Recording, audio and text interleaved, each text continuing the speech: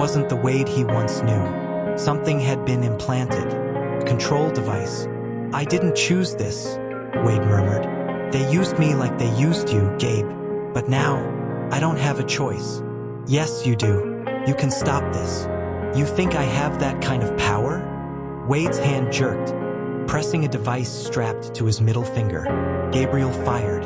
The bullet tore into Wade's shoulder. He collapsed, blood spreading fast. The system behind him flickered. The monitor flashed. "Remote signal sent. Fail-safe mode enabled."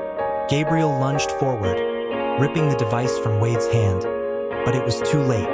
The data had been transmitted.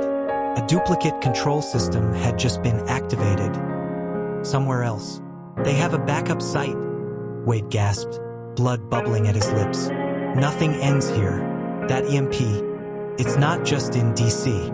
Where else?" Wade met his eyes one last time, pupils dilating, then went limp. Gabriel searched his jacket and pulled out a single data card.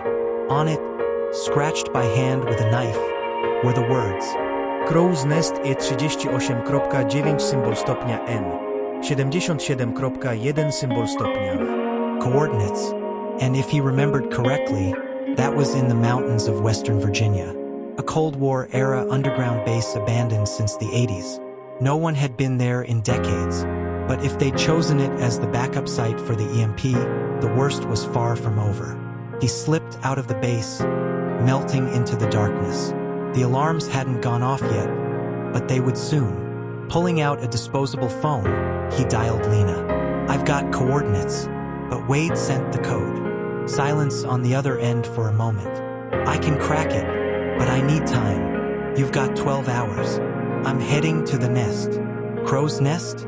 Christ. That place was shut down in '87. Looks like they're recycling history. The line went dead. Gabriel tucked the card into his jacket and started the engine. The dashboard clock flipped to 5 o'clock. The sun wasn't up yet, but shadows were already on the move. Somewhere deep inside America, an invisible bomb was about to be armed, and time was running out. Codename Zero, episode 4 hours 8 minutes and 30 seconds. The hourglass ticks. Time remaining, 15 hours 30 minutes before the detonation in Washington, D.C. Morning had fully broken when Gabriel drove into Shenandoah Valley. The road wound through pine forests, mist still clinging to the windshield as if the air itself was holding onto its last breaths before this land witnessed something terrible.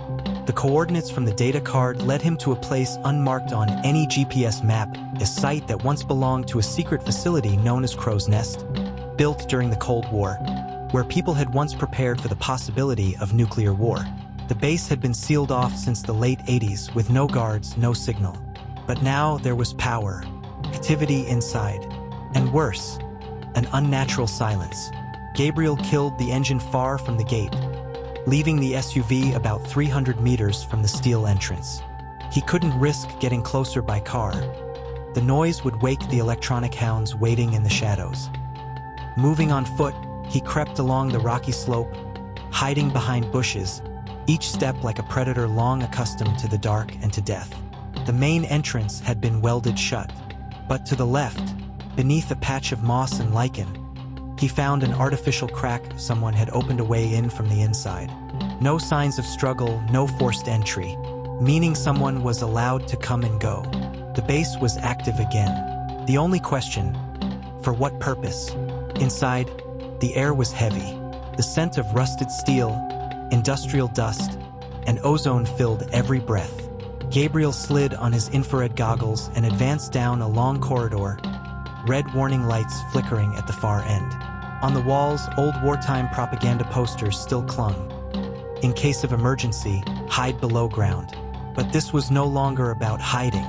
They were preparing to strike from below. He followed a wall-mounted conduit and cracked open a side utility room. Inside were satellite transmitters, data relay stations, high-capacity power cells, and, most importantly, an industrial UAV control system. Gabriel crouched. Beneath a lead-line tarp sat rows of kamikaze drones, miniature unmanned aircraft pre-programmed to slam into targets and explode. Each one bore a marking, TR-23D/target area, Capital Region, Washington, D.C. A voice came from behind him. "You're fast, Knox." Gabriel spun.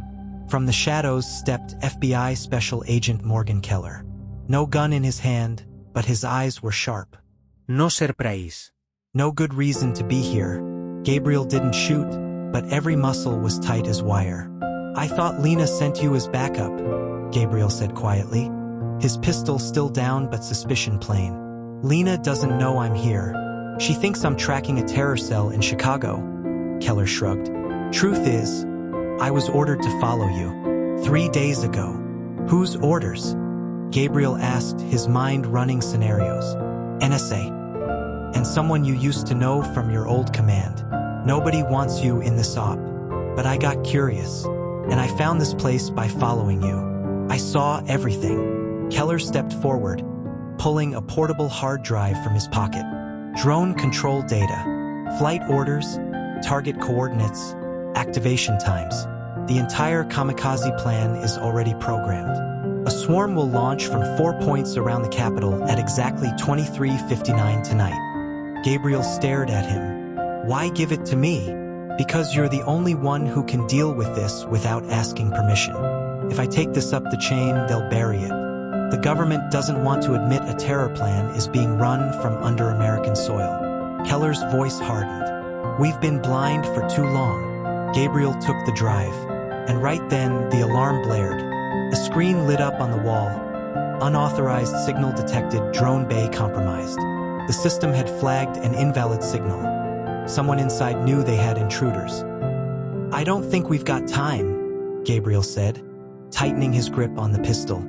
Footsteps echoed down the hall. At least 3, heavily armed, moving in formation. They didn't fire. They wanted them alive. Keller drew his gun, speaking low. "Third floor exit. There's a ventilation shaft that leads outside. You go first. I'll cover." Keller nodded and sprinted. Gabriel waited behind the doorway. 2 seconds later, the first man appeared. Gabriel fired once, the bullet punching clean through the visor, dropping him like a sack. The other 2 pulled back and tossed stun grenades. Gabriel spun away, flinging a handheld EMP jammer in return. The exit was only meters away, but the corridor was already bathed in red light, alarms screaming. The reaction team was coming, and these weren't amateurs. Gabriel and Keller burst outside just before the exit was sealed. They ran into the forest, the thump of rotor blades growing louder in the distance.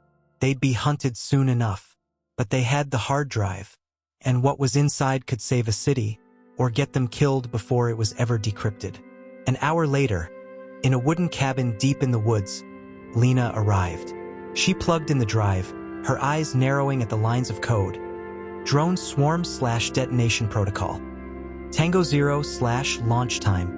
23 hours, 59 minutes, and 30 seconds. She looked at Gabriel. "We've got 15 hours. Gabriel stood, eyes fixed on the gray pines outside. 15 hours to stop the sky from turning into hell. Codename 0, episode 5 hours, 23 minutes, and 10 seconds. Codename 0. Time remaining 49 minutes before the terrorist drone swarm is activated." The first autumn rain poured over Washington, D.C. like a cold shroud, covering a city slipping quietly into a state of covert alert. No sirens. No evacuations. No official news. The government dared not reveal the threat for fear of sparking mass panic. But in the shadows, a race was underway. Every passing minute, another step toward catastrophe. Gabriel, Lena, and Keller had returned to the city. In the basement of an old library, they had set up an improvised command post, connecting the hard drive extracted from Crow's Nest to the underground network Gabriel had once built while operating under the Elite Zero protocol unit. From here, he had once interfered in counter-terrorist operations the U.S. government would never acknowledge. Now, this was his last chance to redeem it all. Lena traced 4 drone command nodes. A disguised coordination station hidden in a shipping container near Baltimore's port, a fake commercial drone control hub in Arlington, a mobile truck moving south of the Potomac, and finally, a point buried beneath the Pentagon itself. Destroying all 4 at once was impossible. and if even one remained operational, the swarm could still launch. There was no time to mobilize the military. The government still didn't fully believe the evidence. The decision was in the hands of 3 people. Do the impossible or die trying. We split up, Gabriel said, eyes on the other 2. Lena, you take Arlington, you've got the tech skills to kill the command. Keller, Baltimore, you know how to blend in and take the system down from the inside.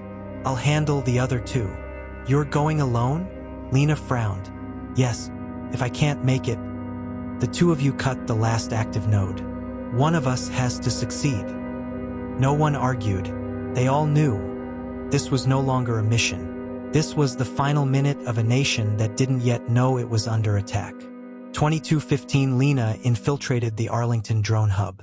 She cracked a low-level access code, but almost immediately the system's alarms tripped, detecting outside interference. A code duel began, each line of command like a gunshot in a bloodless war. 2240 Keller, disguised as a dock worker, approached the container in Baltimore. Inside was more than equipment, 3 armed guards. He triggered a fake explosion in the parking area to draw them away, then slipped in and cut the satellite uplink cables. But on his way out, one spotted him. Bullets ripped past, one grazing his shoulder as he disappeared into the darkness. 2300 hours. Gabriel stood on the roof of an abandoned building across from the Pentagon. In his earpiece was the encrypted signal pinpointing the mobile truck, now parked less than 200 meters away. He switched to combat mode. Less than an hour remained. The truck's engine roared to life. Gabriel vaulted from the rooftop, landing with a shoulder roll onto the vehicle's roof. Shattering glass shouts. The 2 men inside barely had time to draw before Gabriel dropped them with 2 swift rifle butt strikes. He found the control board, but it was locked by biometric code. Then a voice crackled in his ear. The voice of a man Gabriel had believed dead. Briggs. Gabriel, you should have stayed out. This is the new order. We're rebuilding the world from the ground up. Gabriel's jaw tightened. Briggs, his former commander, had been cast out after a failed op. He had not died. He was the architect of this entire plan. You can't stop it now, Briggs said. Only I have the codes. And I'm at the final coordination center, the one you'll never reach. 2320, Gabriel activated a signal tracer, finding the source, deep underground, directly beneath the real Pentagon. Only one way in, an old bomb shelter tunnel. No reinforcements.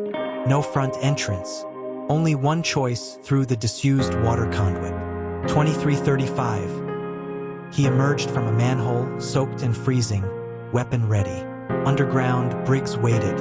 Older, but eyes still sharp as blades. I taught you everything, Gabriel, but you never understood. The world only changes through controlled violence. No, Briggs. The world changes through hope, not blood. They fired almost simultaneously. A bullet grazed Gabriel's shoulder. His own shot struck the control panel in front of Briggs. Flames burst. The launch command was interrupted. 2352. Lena broke through, blocking the last activation signal. 2358 Keller, bleeding heavily, pulled the final power link in Baltimore. 2359. Over the capital's night sky, the drone swarm froze in midair, then drifted downward like dead birds. No explosions. No fire. Only the rain ticking softly on rooftops still lit with city lights. 00. 03. Gabriel emerged from the underground, blood seeping through his shirt, but eyes clear. In his hand was the only surviving data card, the proof of the entire plan. He called Lena. It's over. She laughed through tears. Not yet, but at least we saved the city. He looked up. Stars began to appear through the clearing rain. End. Codename 0.